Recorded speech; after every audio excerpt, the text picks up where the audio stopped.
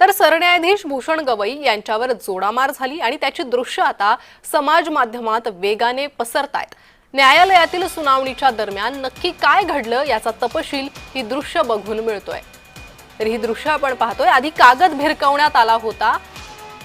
न्यायालयात काय घडलंय ती सर्व दृश्य समोर आलेली आहे। भूषण गवई एकीकडे बसलेले दिसतात आणि आधी वकिलाकडून कागद भिरकावण्यात आला, त्यानंतर बूट काढण्याचा प्रयत्न करण्यात आला आणि हे बूटही भिरकावण्याचा प्रयत्न त्याच्याकडून करण्यात आला, मात्र वेळीच रोखल्याने